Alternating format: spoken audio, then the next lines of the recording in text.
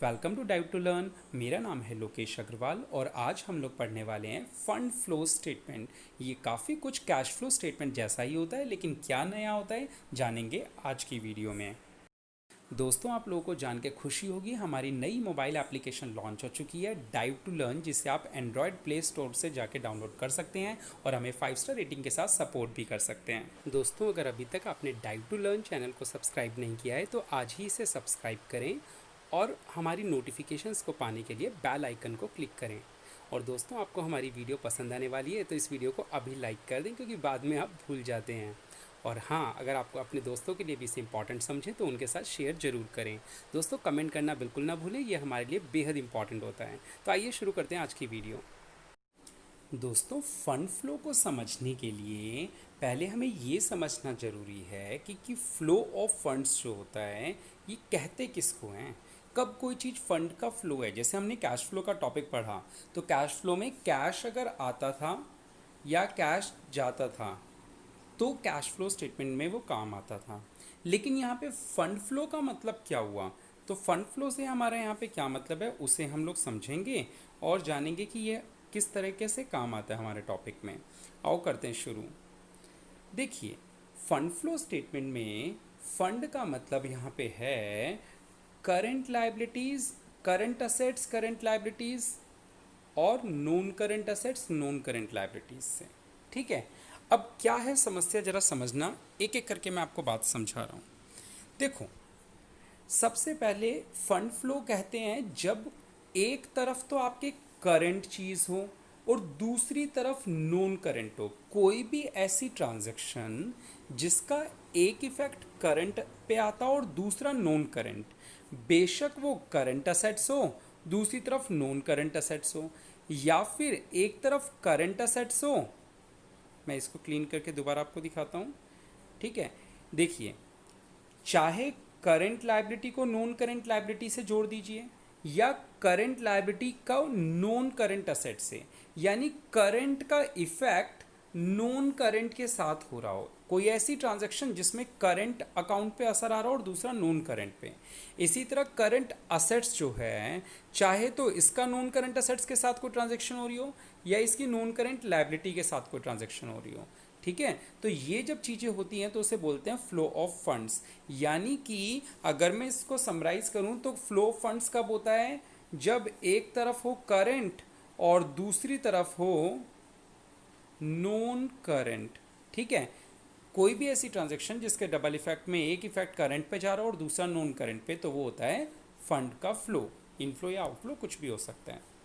तो current asset, current liability. अच्छा, कुछ ऐसी ट्रांजैक्शन हो सकती हैं जिनके अंदर करंट असेट और करंट लायबिलिटी का आ रहा हो एक्सचेंज, यानी करंट असेट और करंट लायबिलिटी। मान लो आप कह रहे हो कैश पेड टू क्रेडिटर्स। अब इसमें क्रेडिटर्स क्या है, करंट लायबिलिटी, कैश क्या है, करंट असेट्स। तो क्या ये ट्रीटमेंट हमारे काम आएगा? कैश फ्लो स्टेटमेंट में ये काम आता है, लेकिन क्या ये यहाँ काम आएगा? नहीं, ये यहाँ पे काम नहीं आएगा, नो। ठीक है, तो इसका आंसर क्या हुआ? नो, ये काम में नहीं आएगा। इसी तरीके से कोई नॉन करंट लायबिलिटी और कोई नॉन करंट असेट्स ली। मान लो आपने ना लोन पे कोई फर्नीचर लेके आए या कोई बिल्डिंग खरीदी लोन पे, तो बिल्डिंग तो हो गई नॉन करंट असेट्स और लोन हो गया लॉन्ग टर्म वाला नॉन करंट लायबिलिटी। तो क्या फंड फ्लो में काउंट होगा? नहीं काउंट होगा। ठीक है, तो फंड फ्लो में कौन सी एक्टिविटीज़ काउंट होती हैं? ओपोजिट आप इसे कह सकते हो। ओपोजिट का मतलब एक करंट है तो दूसरी नॉन करंट होनी चाहिए। चाहे नॉन करंट मतलब असेट के साथ, असेट या लायबिलिटी कोई भी हो सकता है लेकिन नॉन करंट हो। लायबिलिटी के साथ कोई भी हो सकता है असेट या लायबिलिटी, लेकिन नॉन करंट हो। करंट के साथ नॉन करंट का होना जरूरी है। ठीक है, तो ये था फ्लो ऑफ फंड क्या होता है। आइए आगे बढ़ते हैं, अब टॉपिक को समझते हैं। अब क्योंकि आपको इसे समझना है तो आपको ये भी चीज़ें पता होनी चाहिए, भाई करंट असेट्स कौन सी होती हैं, करंट लायबिलिटीज़ कौन सी होती हैं। जब तक आपको ये नहीं पता होगा तो कैसे करोगे?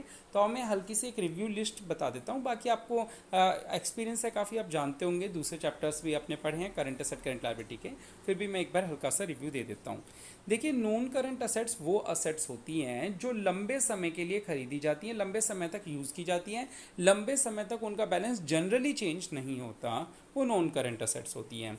जैसे कि land, building, plant machinery, furniture, vehicles, goodwill, trademark, patent, investments, preliminary expenses और अंडरराइटिंग कमीशन, ये जो होते हैं प्रिलिमिनरी एक्सपेंसेस और अंडरराइटिंग कमीशन, ये एक्चुअली हमारे क्या होते हैं, फिक्टिशियस असेट्स होते हैं, है ना। नॉन करंट असेट्स में भी फिक्टिशियस, जो असेट्स नहीं है, होने को तो एक्सपेंस है बट शो असेट साइड में किया जाता है। क्लियर है। आइए नॉन करंट लायबिलिटीज़ की चर्चा करते हैं। नॉन करंट लायबिलिटीज़ के अंदर यहाँ पे हम शेयर होल्डर फंड को भी काउंट करते हैं। जब हम नॉन करंट लायबिलिटी बोलते हैं तो यहाँ पे शेयर होल्डर फंड भी इसी में काउंट हो जाता है, यानी कि equity share capital, preference share capital, reserves and surplus. Reserve and surplus में सिक्योरिटी प्रीमियम भी आता है, P&L भी आ जाता है, कैपिटल रिजर्व भी आता है, कैपिटल रिडम्पशन रिजर्व भी आता है।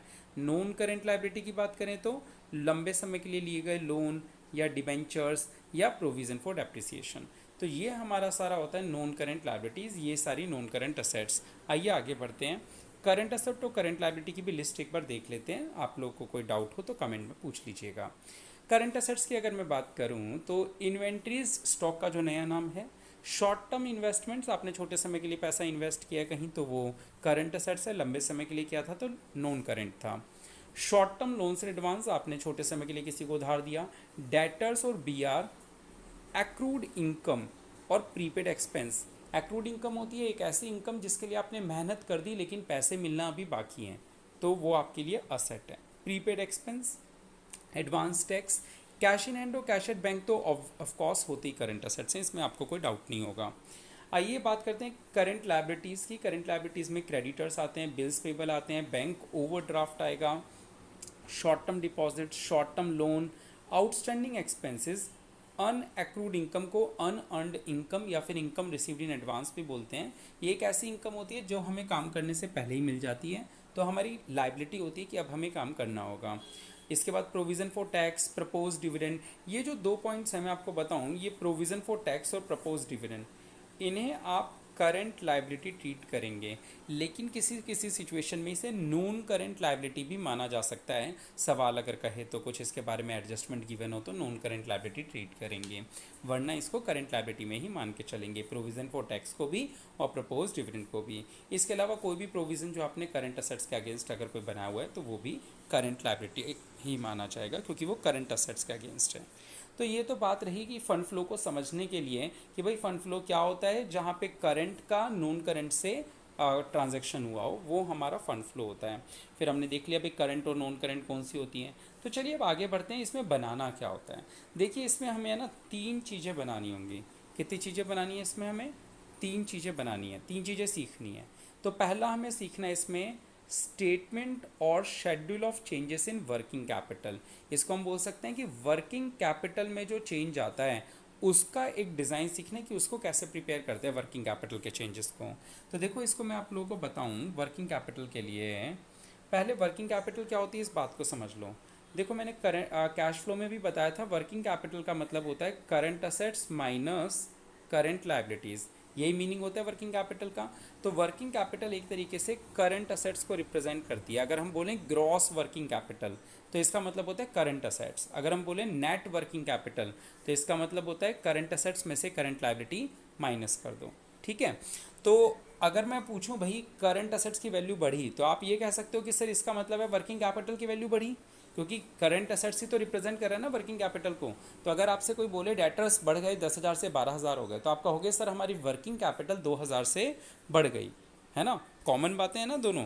आओ शुरू करते हैं, इसको प्रेजेंट कैसे करते हैं। देखो statement of changes in working capital की प्रेजेंटेशन कैसे होती है। ये पर्टिकुलर्स का कॉलम होता है, ये प्रीवियस ईयर की वैल्यूज़ होंगी, यहाँ पे करंट ईयर आ जाएंगी, फिर आएगा effect of changes in working capital, increase हुआ या डिक्रीज हुआ।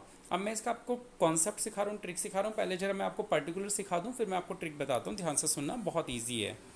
आओ बेटे यहाँ सबसे पहले आप क्या करोगे, करंट असेट्स और करंट लायबिलिटी 2 हेडिंग्स बन जाएगी। ये बन गई आपकी करंट असेट्स, यहाँ बन गई करंट लायबिलिटी। करंट असेट्स के टोटल को बोलते हैं ए, करंट लायबिलिटी के टोटल को बोलेंगे बी, ठीक है।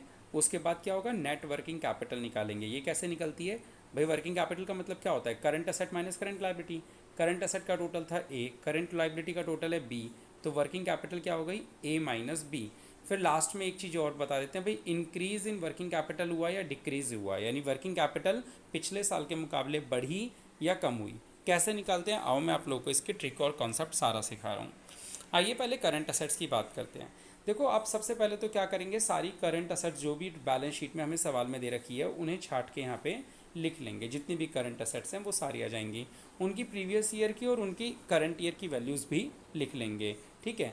अब इंक्रीज डिक्रीज क्या है, बड़ा सिंपल सी बात है, आप लोग जानते हैं कोई चीज़ मान लीजिए यहाँ थी 10,000, वही चीज़ यहाँ हो गई 15,000, तो बताइए 5,000 का इंक्रीज़ हुआ या डिक्रीज़ हुआ? ऑफ कोर्स 5,000 का इंक्रीज़। लेकिन अगर मैं आपसे कहूँ कि कोई चीज़ थी 20,000 और अब वो घट के हो गई 15,000, तो आप बताइए 5,000 का इंक्रीज़ हुआ या डिक्रीज़ हुआ? तो आप बोलेंगे 5,000 का डिक्रीज़ हुआ। कितना ईजी सा कॉन्सेप्ट है ना? तो अब मैं इसको समराइज़ करता हूँ कॉन्सेप्ट को। अच्छा, लाइबिलिटी की अगर मैं बात करूँ तो लाइबिलिटी में उल्टा होता है। लाइबिलिटी में क्या हुआ, मान लीजिए 10,000 से 15,000, तो आप इसे 5,000 इंक्रीज़ नहीं बोलेंगे, 5,000 डिक्रीज़ बोलेंगे। और कोई चीज़ अगर 20,000 से 15,000 की हुई है तो इसे 5,000 डिक्रीज़ ना लिख के 5,000 इंक्रीज़ लिखेंगे। करेंट लायबिलिटी में उल्टा होता है। ठीक है। तो अब मैं इसको समराइज़ करता हूँ कि statement of changes in working capital में क्या इफेक्ट होता है। इसको सीखना ज़रा, इफेक्ट कैसे दिखाते हैं। करंट असेट्स बढ़ेगी तो प्लस, घटेगी तो माइनस। ऑफ कोर्स सेम है, बढ़ेगी तो इंक्रीज में, घटेगी तो डिक्रीज में, सेम। लेकिन यहीं अगर मैं आपसे बात करूं करंट लायबिलिटीज़ की, तो करंट लायबिलिटीज़ का क्या रूल है? करंट लायबिलिटीज़ का उल्टा रूल है। अगर करंट लायबिलिटीज़ बढ़ती है तो आप क्या करोगे इसको, तो आप इसको डिक्रीज दिखाओगे। और अगर करंट लायबिलिटीज़ कम होती है तो आप इसको वर्किंग कैपिटल क्या दिखाओगे, वर्किंग कैपिटल इंक्रीज दिखाओगे। ठीक है। यानी कि करंट लायबिलिटी उल्टी चलती है, अगर बढ़ा तो आप डिक्रीज में लिखेंगे और कम हुआ तो इंक्रीज में। ठीक है। ये थी आप लोगों के current statement of changes in working capital के बारे में। यहाँ पे एक बात याद रखने लायक है कि provision for taxation and propose dividends are treated as current liabilities, they should be included under this statement. यहाँ पे मैं आपको बता दूँ, ये देखिए इनकम टैक्स पेबल को प्रोविजन फॉर टैक्स पढ़ सकते हैं और प्रपोज डिविडेंड को पढ़ सकते हैं। ये दोनों चीज़ें हमने क्या ट्रीट करी हैं, यहाँ पे करेंट लाइबिलिटी ट्रीट करी हैं। ठीक है। तो करेंट लाइबिलिटी मानी गई है। अगर कभी एडजस्टमेंट में बोला गया हो इनको नॉन करेंट लाइबिलिटी ट्रीट करने को, तो ये दो चीज़ें यहाँ पे नहीं आएंगी। चलिए आगे बढ़ते हैं अपने टॉपिक पे। तो यहाँ तो अभी हमने कंप्लीट किया fund work statement of changes in working capital. अब बात करेंगे हम लोग फंड फ्लो स्टेटमेंट, नहीं फंड फ्लो स्टेटमेंट हम लास्ट में पढ़ेंगे। पहले हम बात करते हैं second item, adjusted P and L account की। क्या है ये adjusted P and L account और कैसे बनाया जाता है, आओ जरा सीखते हैं। और इसका मकसद क्या होता है। Adjusted P and L account यानी एक पी एंड एल अकाउंट जैसा ही बनाना है। इससे जो बैलेंसिंग फिगर निकलती है वो निकलती है फंड फ्रॉम ऑपरेशन, यानी ऑपरेशन से पैसा आया ऑपरेटिंग एक्टिविटी से या पैसा गया, तो वो चीज़ें यहाँ पे रिकॉर्ड की जाती हैं, मतलब यहाँ से कैलकुलेट की जाती है एफएफओ। फिर हम बनाते हैं वो जो हमारा फंड फ्लो स्टेटमेंट है, थर्ड स्टेप। तीन चीज़ें बनानी है, एक तो क्या बनाना है, statement of changes in working capital, दूसरा बनाना है ये, और फिर तीसरे नंबर पे फंड फ्लो स्टेटमेंट। चलिए आइए मैं आपको सिखाता हूँ कैसे बनाते हैं इसको। देखिए सबसे पहले तो आप क्या करेंगे, सबसे पहले तो आप लोग adjusted P and L account बनाएंगे। जिस एडजस्टेड का मतलब हुआ एक normal P and L account बनाना है, बस इसमें नॉन ऑपरेटिंग एक्टिविटीज़ को रिकॉर्ड करना है। नॉन ऑपरेटिंग एक्टिविटीज़ जो आपने कैश फ्लो स्टेटमेंट में पढ़ी होंगी ना, नॉन ऑपरेटिंग, ठीक है, वो सारी चीज़ें इसमें रिकॉर्ड करनी है। आओ सबसे पहले आप यहाँ बाय बैलेंस बीडी लिख देते हो, जो होती है प्रीवियस ईयर की वैल्यू में। एक बार ज़रा करेक्ट करूँ, एक बार फिर से करता हूँ। बाय बैलेंस बीडी में आप यहाँ पे लिखेंगे प्रीवियस ईयर की वैल्यू। पिछले साल का जो बैलेंस होता है वो ओपनिंग बैलेंस होता है, और जो करंट ईयर की वैल्यू होती है वो क्लोजिंग बैलेंस होता है। तो ये आ जाएगा टू बैलेंस सीडी में। तो सबसे पहले आप पिछले साल के बैलेंस को बाय बैलेंस बीडी लिख दीजिए और इस साल वाले को टू बैलेंस सीडी लिख दीजिए। अब आपको क्या कॉन्सेप्ट ध्यान में रखना है वो आपको समझाता हूँ। देखिए यहाँ पे आप क्या करेंगे, उन सब खर्चों को लिख देंगे जो नॉन ऑपरेटिंग एक्सपेंस होते हैं, जो नॉन ऑपरेटिंग एक्सपेंस आपने कैश फ्लो में याद किए थे।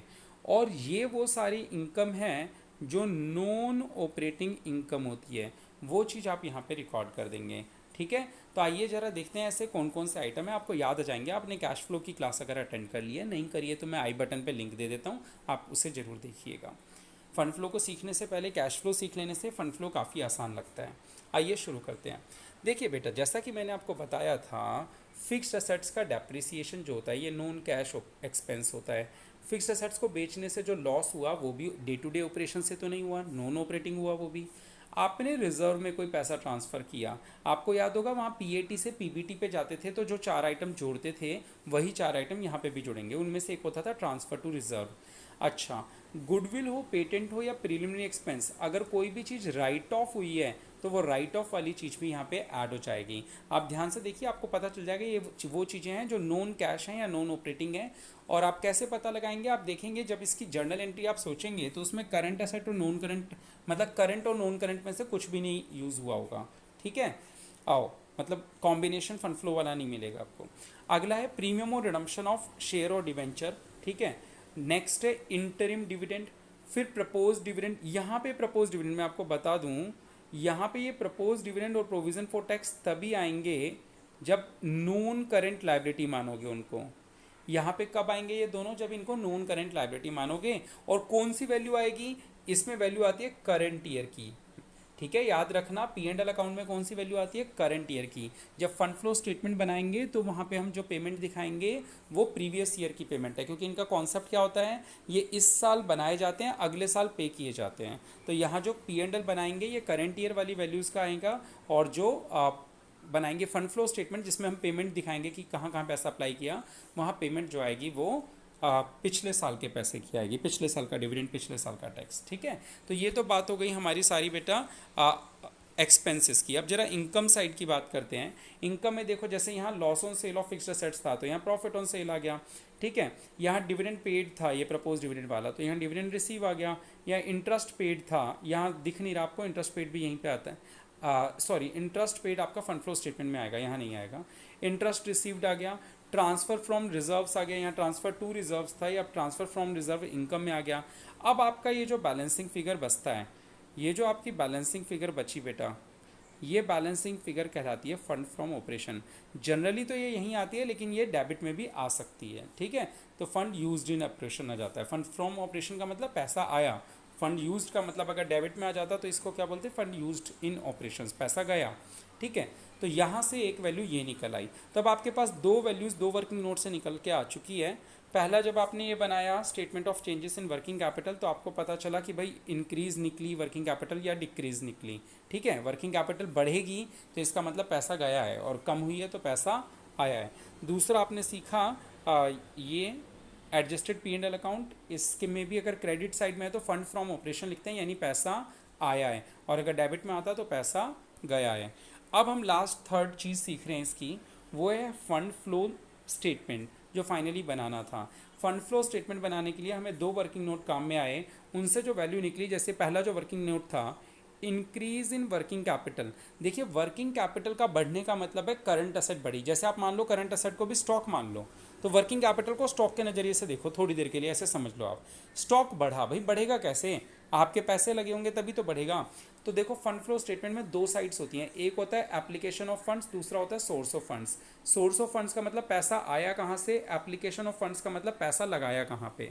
ठीक है, तो अब एक बात बताओ, आपकी वर्किंग कैपिटल बढ़ी, वर्किंग कैपिटल बढ़ने का मतलब पैसा लगाया होगा अपने स्टॉक में, तभी तो स्टॉक बढ़ेगा, करंट एसेट बढ़ेगी। ठीक है, तो आप इसको इस तरीके से समझेंगे, इंक्रीज इन वर्किंग कैपिटल यहाँ पे आएगा, decrease in working capital source में आएगा। ठीक है, स्टॉक बिक गया, डिक्रीज कब होगा, जब स्टॉक बिक जाएगा, और स्टॉक बिकता है तो पैसा आता है, यानी सोर्स में आएगा। क्लियर हो रहा है आप लोगों को। अच्छा, दूसरा आपने बनाया अभी second working note, fund from operation. मैंने बताया फंड फ्रॉम ऑपरेशन अगर वहाँ क्रेडिट में आए तो यहाँ पे लिखना डेबिट साइड में, इसको डेबिट मान लो थोड़ी देर के लिए, और अगर वहाँ डेबिट में आए तो यहाँ क्रेडिट में डाल देना लॉस फ्रॉम ऑपरेशन। ठीक है, वैसे डेबिट और क्रेडिट साइड्स नहीं होती, ये एक स्टेटमेंट है सोर्सेज और एप्लीकेशन की। समझ में आ गया, लेफ्ट को राइट में, राइट को लेफ्ट में डालना है। चलिए, यहाँ तक तो आपको दो चीज़ें तो वर्किंग नोट से आ चुकी हैं, बाकी चीज़ें बड़ी आसान हैं। इसके लिए आपको वही नॉर्मल बेसिक कॉन्सेप्ट्स लगाने हैं, क्या कि है ना, पैसा आता हुआ दिख रहा है तो सोर्स में डाल दो, जाता हुआ दिख रहा है तो एप्लीकेशन में। जो आप कैश फ्लो स्टेटमेंट में इन्वेस्टिंग और फाइनेंसिंग एक्टिविटी में प्लस और माइनस करते हो, वही चीज़ याद रखनी है आपको। अब आप एक सेकंड में मतलब पढ़ते ही समझ जाएंगे कि कौन सी चीज़ें सोर्स में आएंगी, कौन सी एप्लीकेशन में। ठीक है, देखिए बेटा, अगर आप इशू करते हैं, चाहे शेयर कैपिटल इशू करो या डिबेंचर इशू करो, पैसा आएगा। अगर आप रिडीम करोगे, चाहे प्रेफरेंस शेयर रिडीम करो चाहे डिबेंचर रिडीम करो, पैसा जाएगा। तो आएगा तो यहाँ पे, और अगर पैसा जाता हुआ दिख रहा है तो यहाँ पे। अच्छा, आपने लोन लिया तो पैसा आया, और रीपे किया लोन तो पैसा गया, ठीक है। इसके अलावा सिक्योरिटी प्रीमियम बढ़ा तो क्योंकि शेयर कैपिटल इशू किया होगा तभी तो बढ़ा होगा, और अगर यहाँ पे क्या आ जाएगा आपका प्लस हो जाएगा ये, ठीक है। Sale of fixed assets, fixed assets को बेचने से पैसा आता है, इन्वेस्टमेंट को बेचने से पैसा आता है, जबकि अगर आप परचेज करते हो फिक्स्ड एसेट्स तो पैसा जाता है। अच्छा, डिविडेंड रिसीव हो या इंटरेस्ट रिसीव हो तो प्लस होगा, लेकिन अगर डिविडेंड पेड है या टैक्स पेड है तो माइनस होगा। अब यहाँ पे एक और बात ध्यान से सुनेंगे, ये डिविडेंड पेड और टैक्स पेड यहाँ कब आएगा, जब नॉन करंट लाइबिलिटी मानोगे तभी आएगा। अगर आपने उसको करंट लाइबिलिटी मान लिया तो वो सबसे पहले वर्किंग नोट में ही खत्म हो जाएगा। अगर करंट लाइबिलिटी नहीं माना तो वो फर्स्ट वर्किंग नोट में नहीं आएगा। मैं जानता हूँ आप लोग कंफ्यूज हो रहे हैं, मैं इसको बाद में अभी एक आप लोग को लिख के बताऊंगा, आप ज़्यादा क्लैरिटी मिल जाएगी इस बारे में, इन दोनों पॉइंट्स को समझा दूंगा आपको, ठीक है। तो बेटा देखा आप लोगों ने कैसे बनाते हैं फंड फ्लो स्टेटमेंट। तो ये रही हमारी फंड फ्लो स्टेटमेंट, इस तरीके से लास्ट में इसका टोटल यहाँ पे मैच हो जाता है, ठीक है। तो ये बेटा फंड फ्लो स्टेटमेंट है, सोर्सेज ऑफ एप्लीकेशन, इन दोनों चीज़ों को सिखाने का। अब मैं आपको बता देता हूँ ये प्रोविजन फॉर टैक्स और प्रपोज डिविडेंड का क्या ट्रीटमेंट करना है आप लोगों को, ठीक है। देखो बेटा, पहले प्रोविजन फॉर टैक्स के बारे में बता देता हूँ। पहली बात तो आप इसको करंट लायबिलिटी अगर मानते हो, करंट लायबिलिटी मानते हो तो कहाँ जाएगा ये, वो वर्किंग कैपिटल वाले टॉपिक में जाएगा। दूसरा, अगर आप इसको नॉन करंट लायबिलिटी मानते हो, नॉन करंट लायबिलिटी मानते हो तो ये दो जगह जाता है। मतलब वर्किंग कैपिटल माना तो प्रीवियस ईयर की वैल्यू भी वहीं पे आती है और करंट ईयर की भी वैल्यू वहीं आमने सामने होती है ना, दोनों वैल्यू, पिछले साल की वैल्यू इस साल की वैल्यू।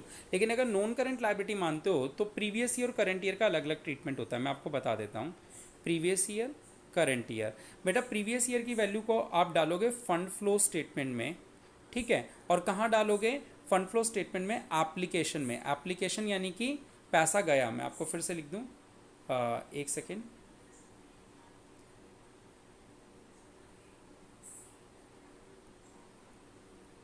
फंड फ्लो स्टेटमेंट के अंदर आप प्रोविज़न फॉर टैक्स का क्या ट्रीटमेंट करेंगे, चलिए पढ़ते हैं।